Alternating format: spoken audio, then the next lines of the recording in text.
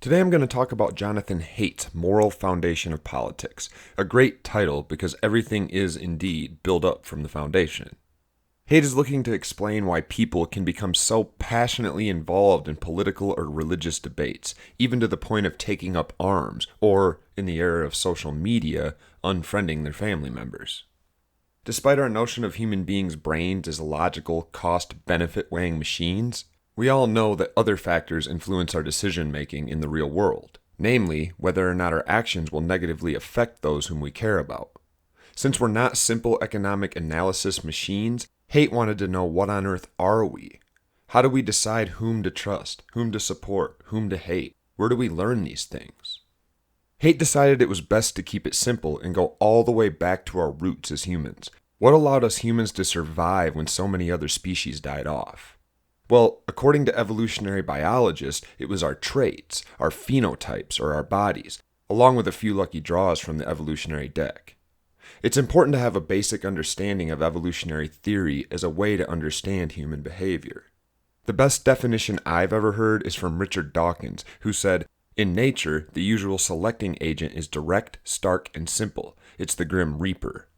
What he meant was that dead plants, animals, and people can't reproduce, whereas those who survive, by an inch or by a mile, can. And our children inherit some of their parents' traits, including the things that may have allowed them to escape the Grim Reaper when their friends did not. A lot of time has passed since we developed many of the traits which kept us alive, while other species died off and became extinct. But we still have many of those same traits, and they still work. What has changed is our environment. The amygdala's response to fear may have been an evolutionary advantage in a world where humans had to be prepared to fight or flee at the drop of a hat. And the amygdala still fires up when we encounter frightening situations, but we seldom find ourselves bumping into tigers or snakes in the jungle anymore. Instead, our fight, flight, or freeze response, the amygdala's main role, fires up in response to other things. Our sister bursts into the room and scares us. Boo! A car cuts you off in traffic while traveling 70 miles an hour. A speech that you're required to give in front of a group causes you anxiety. We humans didn't develop fight, flight, or freeze responses to make speeches difficult. We developed it to stay alive, and it worked really well for a long time. But now it sticks around like a bad habit, showing up and changing our state of mind at the worst times. Haidt is going to propose 5 moral foundations which he believes inform our daily lives, our beliefs, and even our political orientations, all of which tie directly to old evolutionary traits which are now triggered by stimuli that bears little resemblance to the original triggers of tigers and snakes. Now, before we get into that, we have to remember that we are humans. These moral foundations unavoidably inform the way that we hear arguments or descriptions or information, even the one you're hearing right now. But keep in mind that these aren't Republican or Democratic moral foundations. In fact, both parties play on the way these moral foundations work, albeit through different arguments and connections. We should avoid the temptation to connect any of these foundations to just one political party, one religion, one culture, or one organization. They are, as Haidt said, universal human norms. The first moral module is care versus harm. Haidt thinks that we have a natural inclination to smile when we see a baby, or to feel personally indignant when we witness the abuse of children, even if they're not ours. He suggests that this goes beyond humans, to the point of animals, and he uses a picture of a seal that is about to be clubbed to bring this point home. We see it and we think, what the hell? What did that seal ever do to you? From an evolutionary perspective, Haidt sees this as a result of our reduction in offspring. Unlike fish or reptiles, which have massive amounts of offspring, which they often abandon shortly before or after birth, mammals have small numbers of offspring whom they devote more attention to after birth. This lower chance of survival, because less babies means less chance of one of them making it to adulthood, is offset by our willingness as mammals to devote more attention and care to each child. A baby is less likely to be hunted down by a predator if a parent is nearby. Humans have evolved to take this method to the extreme. We usually have just one child at a time, and they require so much attention and care that for the last month of pregnancy, as well as the birth, prospective moms can use a hand to effectively care for the child and for themselves. They actually need help from those around them. And so we've evolved to provide that help. We have a social aspect built into our care foundation because we're part of a species that would not have made it very long if we didn't care about each other, particularly at a young age. Don't forget that evolutionary theory doesn't require the trait being discussed to provide any sort of advantage right now. In this case, the trait is the desire to coo and caw at babies, and the desire to keep them, and all cute little animals, safe.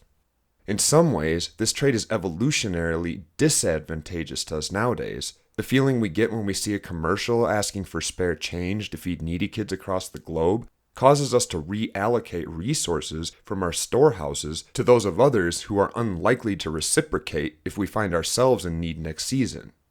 If resources become scarce, this trait could result in our extinction unless we restrict it to those who can help us when we are low on supplies. This doesn't mean you shouldn't give to those organizations. We don't live in a world where resources are scarce, and we don't base our cultural norms nor our morals on evolutionary concerns. If we did, we would be not only selfish, but unwise. But this foundation evolved at a time when such behavior was beneficial to survival, because you weren't likely to encounter a faraway face on TV asking you for food. You were more likely to encounter someone nearby, a neighbor, who might then return the favor later in life. The care-harm foundation remains, but it's triggered by different ways than it was before. It showed up at a time when it was evolutionarily advantageous, at a time when medicine and hospitals and daycare and the FDA were not a thing.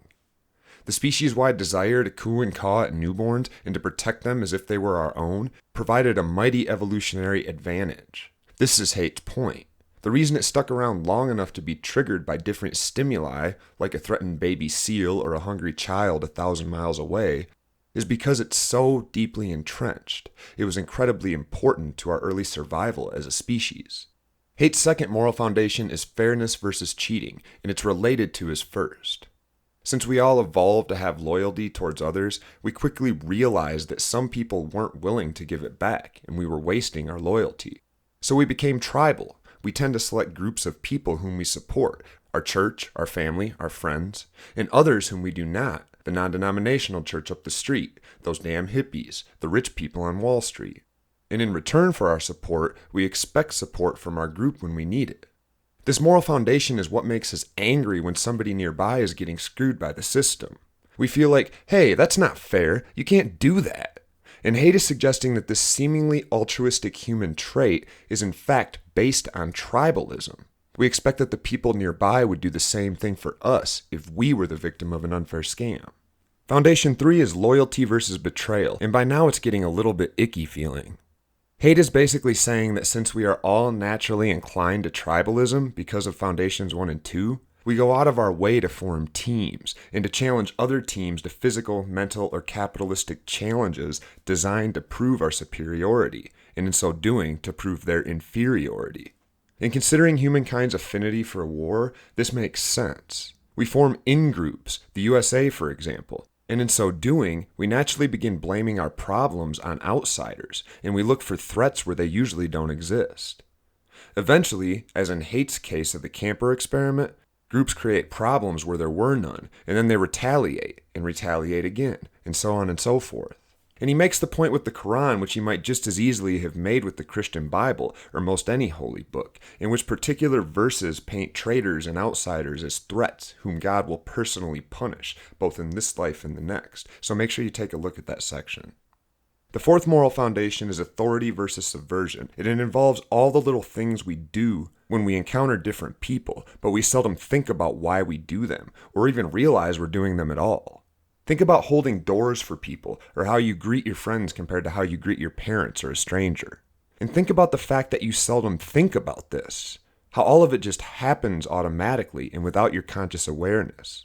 This is a big part of how power works, the unspoken rules that we often perform daily without ever realizing we are performing.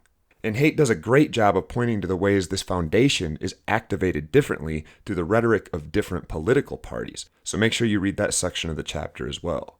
A side note on foundation number 4, and on all of them for that matter, evolutionary theory is often criticized for gazing through a sexist lens, and for good reason. It's a pretty patriarchal perspective if you're not careful.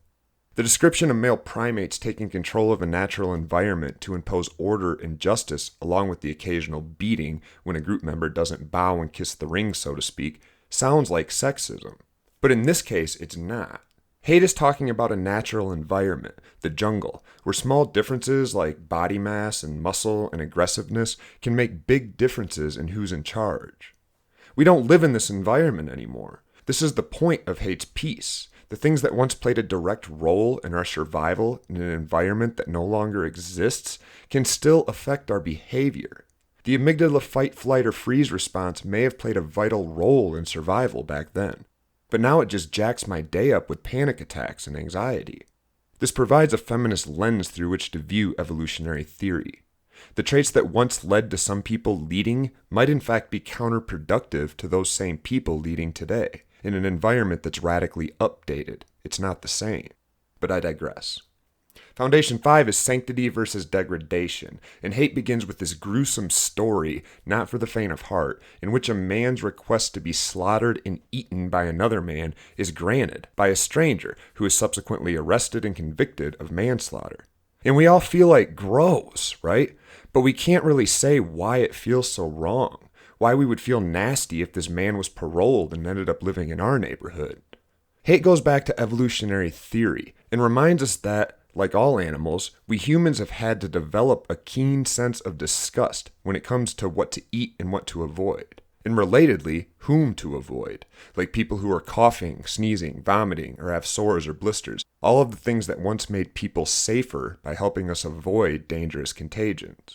But that sense goes far beyond ourselves because, per the other 4 foundations, we're always caught up in a web of social unity.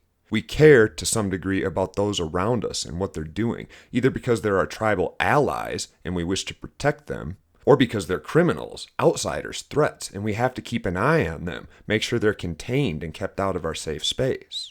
And Haidt's point sort of makes sense. It goes beyond what we eat to what we touch and what we breathe. We develop a sense of disgust when we encounter some groups of people based on how we were taught to think about them long ago, as threatening outsiders. Some of us experience fear and disgust when a homeless person approaches us. Others experience similar feelings when members of a certain racial or religious group approach. Understanding the roots of this habit might help us overcome it when it's a problem. It's a great place for him to wind up the chapter because it paves a pathway forward. It provides us a way of questioning all of our natural feeling emotions, the ones that we like to believe just popped up out of nowhere. Haidt says this is the foundational reason that some people place infinite value on objects, like flags or holy books. This is why some people get angry when we don't stand during certain songs, or when we refuse to force our children to recite pledges to inanimate objects. And the final paragraph is worth looking at again before you take the quiz. It not only provides a quick summary of each foundation, but it points to the advantage conservatives have based on their ability to connect with potential voters on all 5 moral foundations, compared to liberals, who tend to focus exclusively on fairness versus cheating and care versus harm foundations. I know that was a lot, but this was an important article. I haven't given you enough in this video to pass my quiz if you're in the political communication class, so make sure you take some time to read the actual article, which is surprisingly accessible and easy to follow. The pictures help a lot. And as always, please reach out if you have any questions and concerns about the class.